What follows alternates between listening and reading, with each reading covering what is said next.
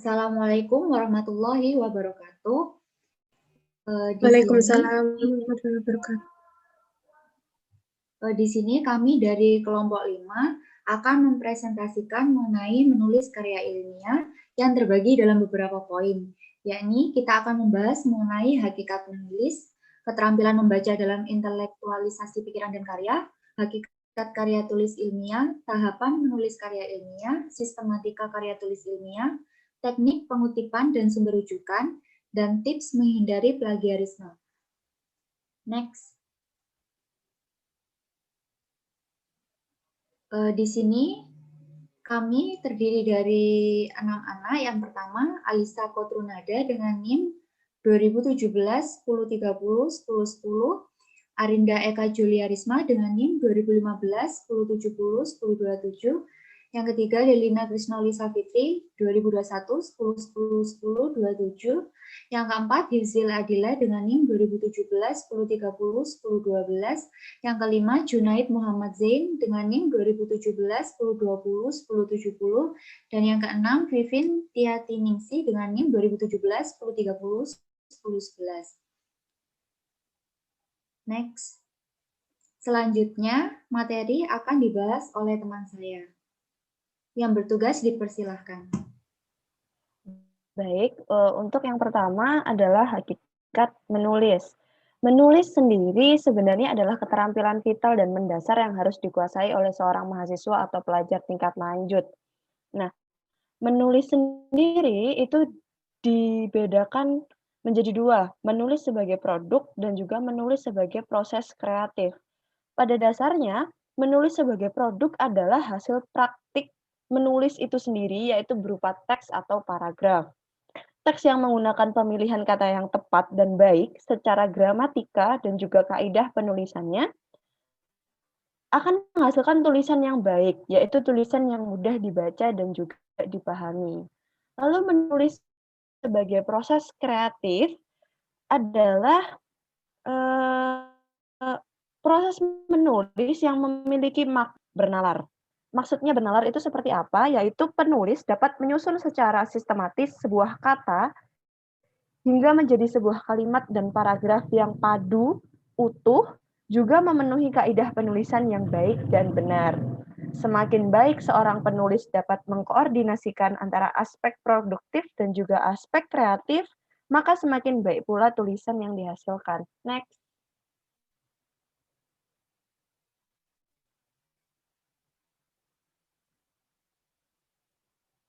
Bisa di slide selanjutnya. Baik.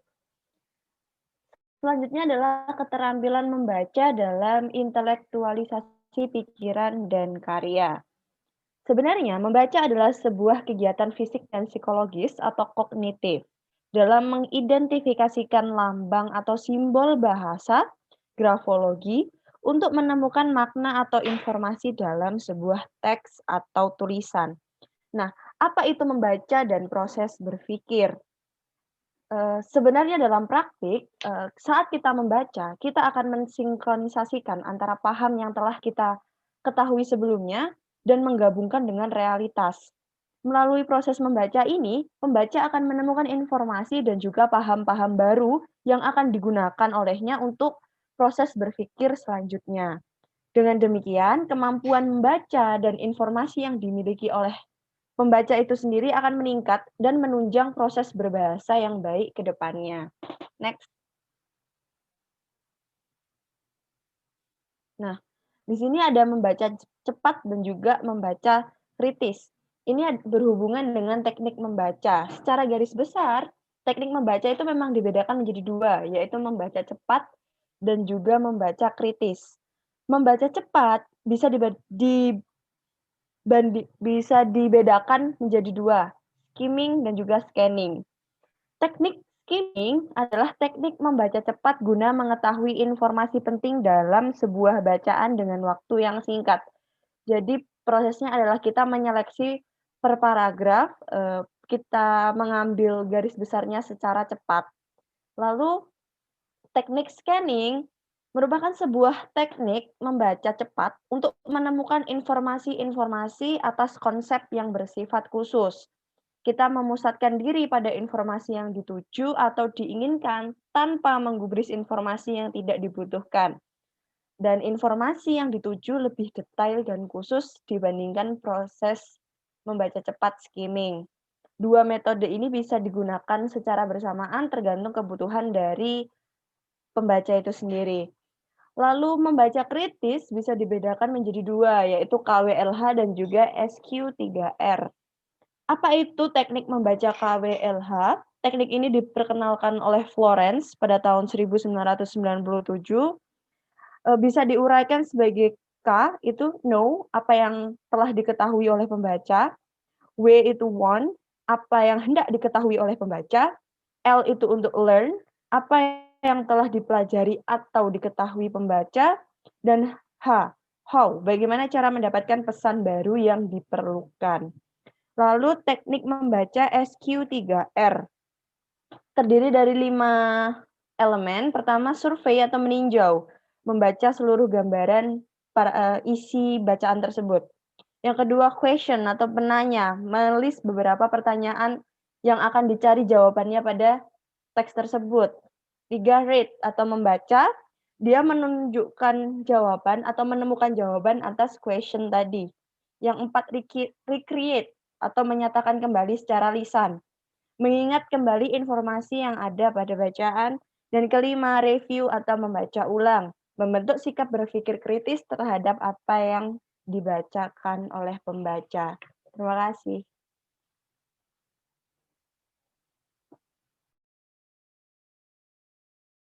Bisa kembali ke moderator. Bisa dilanjutkan kepada teman yang bertugas untuk materi selanjutnya.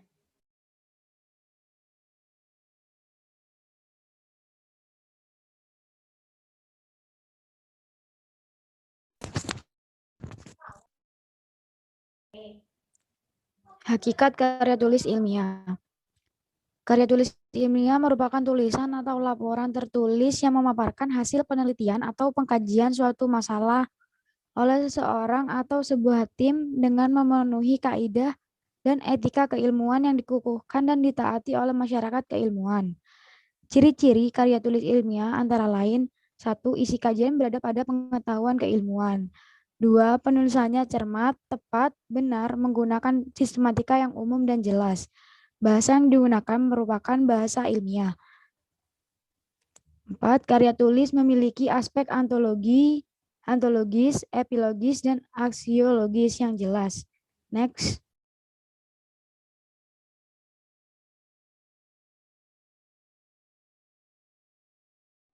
Tujuan penulisan karya ilmiah adalah menyampaikan gagasan, mendiskusikan gagasan dalam suatu pertemuan, menyebarluaskan ilmu pengetahuan atau hasil penelitian.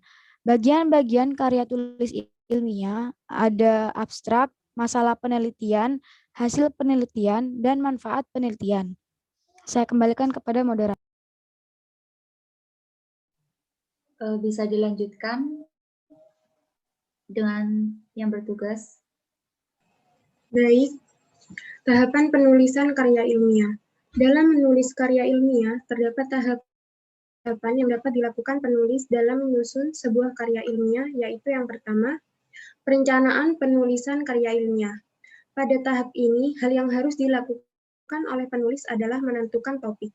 Menentukan topik atau pokok bahasan merupakan sesuatu yang penting dalam pembuatan karya ilmiah. Dalam menentukan topik untuk karya ilmiah, kita harus memperhatikan kaidah kebenaran isi, metode kajian, serta cara penulisan yang bersifat keilmuan. Untuk memenuhi hal tersebut, kita dapat memilih topik yang jelas dan spesifik. B. Mengkaji permasalahan yang hendak diteliti ataupun dibahas dalam karya tulis ilmiah sebagai upaya menciptakan hipotesis nol atau hipotesis penelitian awal. C. Mengkaji teori-teori yang sanggup menunjang ataupun digunakan dalam riset ataupun ulasan permasalahan dalam karya tulis ilmiah. D. Menciptakan kebermanfaatan penelitian dalam perihal teoritis serta praktis yang nantinya wajib diinformasikan dalam karya tulis ilmiah. E. menekuni ataupun memahami metode penyusunan karya tulis ilmiah, dan F. memahami kaidah-kaidah kebahasaan, khususnya ragam bahasa ilmiah. Tahap kedua adalah proses penulisan. Proses penulisan sebaiknya menggunakan outline atau kerangka penelitian. Outline karya tulis ini berperan sebagai pemandu saat kita melakukan proses penulisan karya ilmiah supaya tulisan tidak melebar jauh dari topik yang sudah ditentukan. Outline tulisan ilmiah disusun berdasarkan tingkatan untuk menunjukkan garis besar cakupan dan haluan tulisan yang berupa topik utama, judul dan bab, serta poin-poin pentingnya yang disusun dalam subbab hingga anak subbab. Langkah ini penting dilakukan supaya karya tulis ilmiah kita memiliki haluan atau pedoman yang jelas. Tahap yang ketiga yaitu pengembangan tulisan. Pengembangan menulis merupakan lanjutan setelah tahap proses penulisan. Jika proses penulisan berfokus pada penyajian konsep-konsep tulisan, maka kegiatan pengembangan menulis akan difokuskan pada penyusunan atau pengembangan gagasan atau konsep tersebut dengan memperhatikan prinsip-prinsip pengembangan paragraf. Oleh karena itu, penulis harus menguasai kata, kalimat, ejaan, dan lain sebagainya. Pengembangan penulisan perlu dilakukan secara cermat dan sistematis untuk memastikan bahwa penulisan atau karangan tetap dalam koridor ilmiah. Untuk itu, penulis seringkali harus mengecek tulisannya. Perbaikan akan menjadikan karya penulis berkualitas baik, jelas, dan mudah dibaca. Oleh karena itu, untuk menyempurnakan tulisan penulis, perlu membaca berulang-ulang dan bersungguh-sungguh. Kembali ke moderator. Bisa dilanjutkan kepada yang bertugas. Terima kasih moderator. Sistematika karya tulis ilmiah. Sebelum kita menulis karya tulis ilmiah, lebih baik kita harus mengetahui tentang bagaimana sistematika karya tulis ilmiah. Sistematika karya tulis ilmiah merupakan suatu metode tertulis yang berfungsi untuk menyusun suatu karya tulis ilmiah seperti makalah, proposal, laporan penelitian, dan artikel, agar terlihat rapi dan baik. Sebelum menulis karya tulis ilmiah, kita harus memperhatikan dulu bagaimana format penulisan pada karya tulis ilmiah. Yang pertama yaitu ukuran huruf dan jenis font. Jenis tulisan akademik seperti skripsi, karya ilmiah, proposal, dan makalah, umumnya jenis font yang digunakan yaitu Times New Roman dan ukuran font adalah standar 12 pt. Kemudian yang kedua yaitu spasi. Pada umumnya penggunaan spasi ialah 1,5, namun dalam pembuatan karya tulis ilmiah kita menggunakan 2 spasi. Yang ketiga yaitu pengaturan paragraf. Untuk melihat tampilan jenis karya tulis ilmiah yang lebih baik, kita harus memperhatikan bagaimana pengaturan paragraf tersebut. Umumnya, pada penulisan karya tulis ilmiah, pengaturan paragraf yaitu dengan rata kanan dan kiri. Yang keempat yaitu pengaturan margin. Pada halaman pembuka bab, margin yang digunakan ialah untuk bagian atas 5 cm, bagian kanan 3 cm, bagian bawah 3 cm, dan bagian kiri 4 cm. Sedangkan untuk halaman berikutnya, yaitu dengan ukuran margin yang dipakai untuk bagian atas 3 cm, bagian kanan 3 cm, bagian bawah 3 cm, dan bagian kiri 4 cm. Yang terakhir nomor halaman. Nomor halaman berfungsi untuk memberi informasi terhadap halaman yang akan digunakan oleh penulis. Next.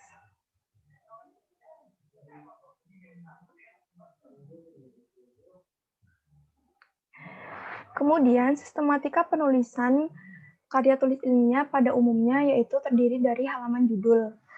Dalam penulisannya, halaman judul terdiri dari judul makalah, nama penulis, logo lembaga atau institusi, tempat dan tahun terbit.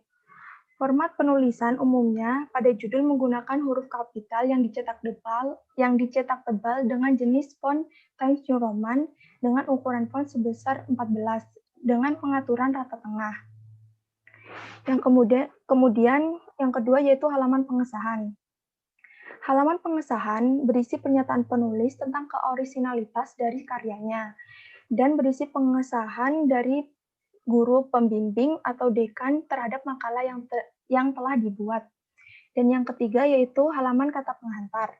Kata pengantar berisi penjelasan isi makalah, namun secara umum dan biasanya penulis juga mengucapkan terima kasih kepada Allah Subhanahu wa Ta'ala atas terselesaikannya karya tulis yang telah dibuat. Yang keempat yaitu halaman daftar isi. Halaman daftar isi ini memuat secara garis besar beberapa topik-topik yang dibahas dalam suatu karya tulis. Dan yang keenam yaitu halaman daftar gambar atau grafik. Daftar gambar atau grafik memiliki kemiripan dengan daftar isi, namun secara garis besar di sini dijelaskan tentang gambar-gambar dan grafik-grafik yang dipakai pada saat penulisan karya tulis. Kemudian yang nomor 6 yaitu pendahuluan. Pendahuluan di sini merupakan bahasan awalan topik penelitian di dalam makalah yang disusun oleh penulis sesuai sudut pandangnya, yang terdiri dari latar belakang, rumusan masalah, dan tujuan. Latar belakang berisi tentang apa yang melatar belakangi terhadap proses penulisan suatu karya tulis ilmiah ini. Kemudian rumusan masalah berisi tentang ruang lingkup atau rumusan permasalahan yang menjadi batasan masalah. Dan kemudian tujuan berisi tentang tujuan yang ingin dicapai dalam proses pembuatan karya tulis ilmiah ini. Nomor 7 yaitu isi dan pembahasan. Isi berisi penjelasan topik-topik yang diangkat dalam makalah secara detail, jelas, dan mencerminkan kualitas makalah. Kemudian metodologi penelitian. Metodologi penelitian merupakan bagaimana proses dalam pembuatan karya tulis ilmiah yang terdiri dari jenis penelitian, subjek atau objek penelitian, teknik atau instrumen pengumpulan data, dan analisis data. Yang selanjutnya yaitu hasil dan pembahasan. Hasil dan pembahasan berisi penjelasan topik-topik yang diangkat dalam makalah secara detail dan menjelaskan hasil dari apa yang sudah dianalisis sebelumnya. Kemudian yaitu penutup. Penutup berisi kesimpulan dan saran. Kesimpulan dari penulis terhadap topik yang dibahas pada suatu karya tulis ilmiah dan saran yang diberikan untuk menjadikan penelitian tersebut lebih baik ke depannya. Kemudian daftar pustaka. Daftar pustaka berisi daftar rujukan entah itu buku atau jurnal yang menjadi rujukan pada saat proses pengambilan penelitian yang ditulis pada karya tulis ini. Kemudian lampiran. Lampiran berisi segala hal yang penting yang diambil, entah itu foto atau gambar pada saat proses karya tulis ilmiah. Saya kembalikan ke moderator.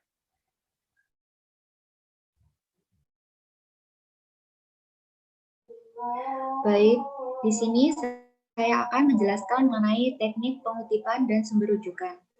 Teknik pengutipan. Menurut Kamus Besar Bahasa Indonesia, kutipan merupakan pengambil alihan satu kalimat atau lebih dari karya tulisan lain untuk tujuan ilustrasi atau memperkokoh argumen dari tulisan itu sendiri.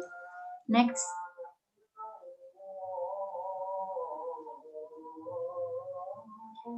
Di sini ada beberapa format umum penulisan, nama pengarang, tahun terbit, dan nomor halaman. Yang pertama, format umum dengan satu orang penulis. Nama akhir penulis, tahun terbit, dapat diikuti dengan nomor halaman, atau nama akhir penulis, tahun terbit, dan dapat diikuti nomor halaman. Contohnya bisa dilihat di PPT. Yang kedua, format umum dengan dua orang penulis. Nama akhir penulis pertama, kemudian dan nama akhir penulis kedua. Tahun terbit dapat diikuti dengan nomor halaman atau nama akhir penulis pertama dan nama akhir penulis kedua, tahun terbit, kemudian dapat diikuti dengan nomor halaman. Dengan contoh seperti di PPT. Yang ketiga, format umum dengan lebih dari dua orang penulis. Nama akhir penulis pertama dan kawan-kawan, tahun terbit, dapat diikuti dengan nomor halaman atau nama akhir penulis pertama dan kawan-kawan, tahun terbit dapat diikuti dengan nomor halaman dengan contoh yang ada di PPT. Catatan, pada format umum dengan dua orang penulis, penulisan kata dan dapat ditulis dengan menggunakan simbol dan secara konsisten. Penulisan kata dan kawan-kawan dapat ditulis dengan menggunakan et al. Yang dicetak miring secara konsisten. Next.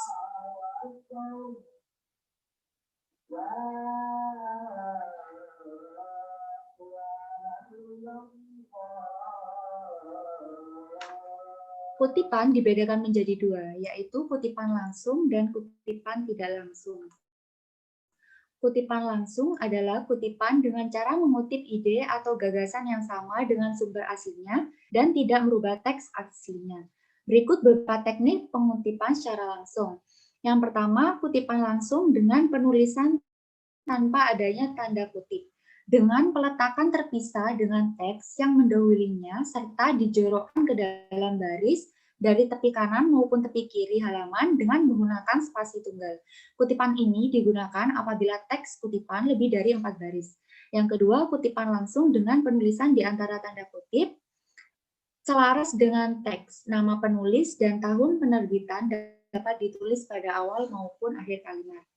Kemudian ada beberapa hal yang perlu diperhatikan dalam penulisan kutipan secara langsung, yaitu yang pertama, naskah asli tidak boleh diubah meskipun terjadi kesalahan penulisan pada naskah tersebut.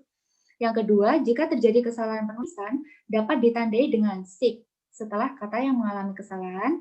Dan yang ketiga, memberi tanda titik sebanyak 3 apabila pada pertengahan kutipan terdapat beberapa teks yang dihilangkan dan tanda titik sebanyak 4 apabila pada akhir kutipan teks yang dihilangkan. Bisa di next.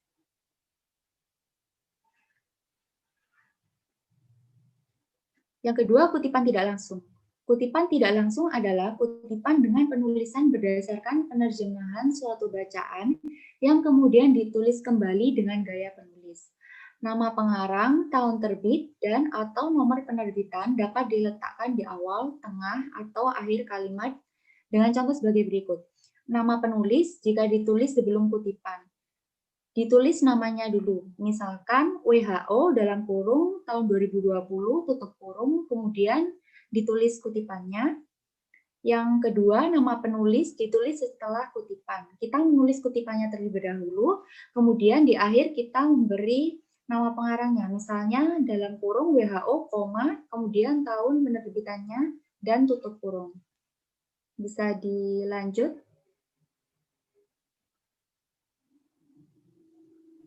Baik, terima kasih. Jadi di sini saya akan menjelaskan tips menghindari plagiarisme. Plagiarisme sendiri itu dalam Kamus Besar Bahasa Indonesia 2008 mempunyai arti pengambilan karangan atau pendapat dan sebagainya orang lain dan menjadikannya seolah-olah menjadi karangan atau pendapat sendiri. Jadi tindakan plagiarisme sendiri itu tidak hanya tulisan saja, tapi ruang lingkupnya itu ada banyak. Di sini ada 4 jenis yang saya simpulkan. Pertama, plagiarisme kata atau word of plagiarism. Di sini plagiarisme kata memiliki definisi yaitu seorang penulis menggunakan atau mengutip tulisan dari orang lain persis tanpa menyatakan sebelumnya. Jadi dia itu mengutip tulisan orang lain dengan persis begitu. Kemudian yang kedua ada plagiarisme sumber atau bisa disebut dengan source plagiarism yang memiliki arti itu seorang penulis menggunakan gagasan orang lain tanpa disertai pengakuan yang cukup. Jadi bisa dibilang kurang bukti yang cukup. Kemudian yang ketiga itu plagiarisme keparangan atau plagiarism of authorship.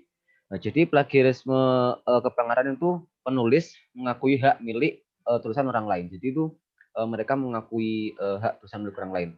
Kemudian yang keempat yaitu self plagiarism. Self plagiarism sendiri itu penulis itu mempublikasikan sebuah artikel, tapi itu lebih dari satu redaksi. Jadi dia mempublikasikan suatu artikel atau suatu data atau informasi, tapi itu lebih dari satu redaksi, begitu. Kalau bisa dibilang tuh mendaur ulang karya, begitu. Kemudian agar di era digital sekarang ini kan sangat mudah untuk mencari suatu informasi ataupun sumber-sumber ataupun fakta-fakta. Jadi tapi kita tuh harus mengikuti etika yang berlaku pada zaman ini. Jadi ada beberapa cara ataupun tips agar kita tuh terhindar dari plagiarisme. Di antaranya adalah yang pertama itu menyertakan citasi. Citasi itu apa sih? Jadi citasi itu ketika kita mengutip sebuah tulisan, baik itu dari buku atau artikel, Selagi itu bukan hak milik kita, menyertakan sitasi adalah satu kewajiban. Nah, karena mencantumkan sitasi ini juga termasuk cara kita agar tidak ragu tentang keakuratan atau fakta-fakta dari artikel yang kita kita buat. Kemudian yang kedua itu ada prafarase. Jadi prafarase sendiri itu gimana ya? Kan kadang kita tuh selalu mencantumkan sebuah tulisan tapi tidak menyantumkan kutipannya. Padahal itu sangat memungkinkan kita tuh termasuk melakukan dengan plagiarisme. Jadi cara mengatasinya adalah dengan melakukan prafarase susunan kalimat dari satu kutipan asli, tapi tetap dengan mencantumkan sitasi. Jadi sitasi dan prafarase ini saling berhubungan. Kemudian yang ketiga itu melakukan interpretasi. Interpretasi itu ketika kita menemukan sebuah gagasan atau sebuah pemikiran yang kuat dan sebuah pandangan yang kuat itu tidak berasal dari pandangan satu orang saja. Jadi kita tuh harus melakukan interpretasi. Jadi kita bisa dibilang meminta pendapat orang lain agar mengukuhkan atau menguatkan pendapat kita. Kemudian yang keempat yaitu peran pustakawan. Jadi peran pustakawan di era digital ini sangatlah penting karena masalah cyber plagiarisme di dunia maya itu dunia virtual tuh sangat berlanjut dan terkadang kita juga melakukannya tanpa sadar ataupun disengaja begitu. Oleh karena itu upaya-upaya yang melalui media virtual sendiri perlu digencarkan. Salah satunya itu perannya pustakawan di dunia virtual. Dalam hal ini pustakawan itu dapat melakukan beberapa upaya seperti satu tuh pelatihan informasi bagi masyarakat virtual dalam dunia nyata maupun maya. Yang kedua tuh menggunakan aplikasi pendeteksi plagiarisme. Dan yang ketiga tuh manfaatkan media sosial seperti Facebook, Twitter, Instagram dan lain-lain jenisnya. Dan yang keempat tuh membuka ruang diskusi dalam komunitas virtual. Dan yang terakhir tuh ini yang paling sering kita lakukan dan paling mainstream yaitu menggunakan aplikasi anti plagiarisme. Jadi kalau kita merasa cemas dengan karya kita atau artikel kita tentang keabsahan atau kenaturalan artikel kita tuh bisa mengejarnya di aplikasi anti plagiarisme. Jadi dalam dalam internet maupun dunia maya kita bisalah menggunakannya sangat mudah, bisa mendownloadnya seperti kita akses di Google, langsung kita ketik aplikasi anti plagiarisme itu langsung keluar. Jadi jika kita masih berpikir bahwa plagiarisme adalah hal yang lumrah dilakukan, itu adalah pemikiran yang salah karena sanksi atas tindakan plagiarisme sendiri itu bukanlah kecil. Dalam undang-undang sudah diatur dalam pasal 25 ayat 2 yaitu ketika sebuah akademika mendapatkan gelar akademik, profesi atau vokasi dan sebagaimana dipakai dalam pasal 25 ayat 2 terbukti merupakan jiplakan atau plagiarisme dipidana dengan pidana penjara paling lama 2 tahun atau pidana denda paling banyak 200 juta rupiah. Jadi yang kita bisa ambil hikmahnya itu jangan sekali-kali melakukan plagiarisme. Begitu cukup dari saya kembalikan kepada moderator. Terima kasih.